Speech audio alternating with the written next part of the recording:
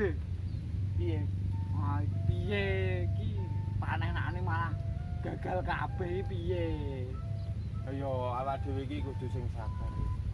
Jan kahanan ki gek diparingi kok ngene iki marang Gusti. Awak dhewe kudu sing sabar. Ah, sesuk ki lak yo bodho to, Dek.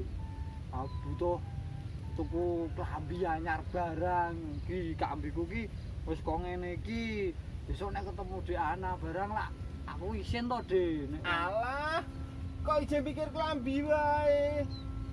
Kahanan kok ngene iki kudu sing sabar sithik, Rem. Aja mung mikir kesenenganmu dhewe. Kahanan gek sepi kok ngene iki.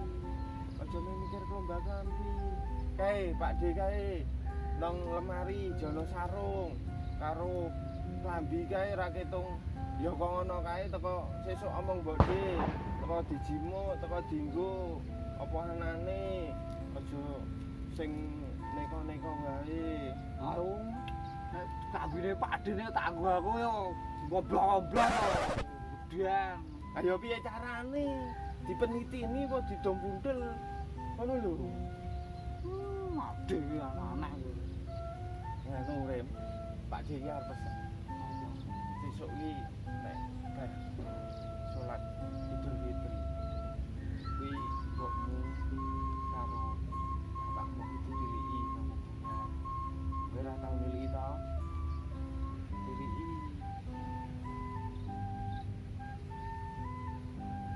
Yo wis ngono wae, Dik. Iki wis sore. Ana ndi? Ayo nyiapke engko dibuka to. Ya. Golek-golek. Heeh. Anu apa? Oke engko slondoke sing nang lemari kae engko cepake. Iya. Iya, Dik. Nggih.